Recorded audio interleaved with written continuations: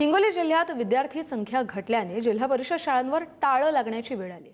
कमी पटसंख्येमुळे अनेक शाळांच्या विलिनीकरणाची प्रक्रिया सुरू असून ग्रामीण भागातील शिक्षणावर प्रश्नचिन्ह निर्माण झाले।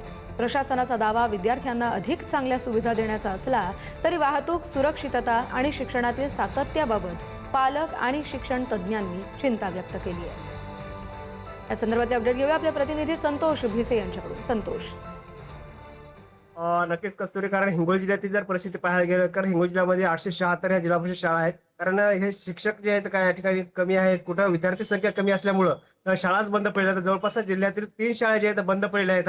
कारण काही शाळेमध्ये ते शिक्षक कुठे कुठे तर नशेपाणी करतात, तर बहुतांश शिक्षक सर्व शिक्षक नाहीत। कारण विद्यार्थ्यांची संख्या जी आहे जास्त आहे, कुठे कुठे जास्त आहे, कुठे कमी आहे। आणि ज्या ठिकाणी जे काही मद्यपान करणारे शिक्षक आहेत त्या ठिकाणी विद्यार्थ्यांची गुणवत्ता ही ढासळलेली आहे। त्यामुळे आता जे काय तर हिंगोली येथील जिल्हा शिक्षण म्हणजे शिक्षण विभागावर जे आहेत त्या शाळा बंद ठेवण्याची वेळ आहे। कारण ज्या शाळेतले विद्यार्थी कमी आहेत त्या शाळेचे समायोजन देखील करण्यात आलेलं आहे। अजूनही काही जर अशी परिस्थिती काही दिवस राहिली, निश्चितच हिंगोली जिल्ह्याचं जे काही वाटोळं म्हणजे शिक्षण विभागाचं वाटोळण्याची शक्यता आहे। कारण अनेक शाळांमध्ये काय आहे तर विद्यार्थी संख्या दिवसेंदिवस कमी होताना पाहायला मिळते। कारण खाजगी शाळेची संख्या 1331 आहे आणि 876 ही जिल्हा परिषद शाळा आहे। एकंदरीत पाहायला गेलं तर निश्चितच आहे भविष्यामध्ये अशीच जर परिस्थिती राहिली तर अजूनही काही जिल्हा परिषद शाळेची संख्या आता घटण्याची शक्यता आहे। अजूनही जे बंद शाळेची संख्या आहे ती वाढण्याची शक्यता आता नाकारता येत नाही। त्यामुळे शिक्षण विभागानं यावर हा विषय जो आहे गांभीर्याने घेऊन विद्यार्थी संख्या कशी वाढेल, विद्यार्थ्यांची गुणवत्ता तोडगा कशी काढणं वाढेल गरजेचं यावर आहे। अतिशय धन्यवाद संतोष दिलेल्या सगळ्या सविस्तर माहितीसाठी।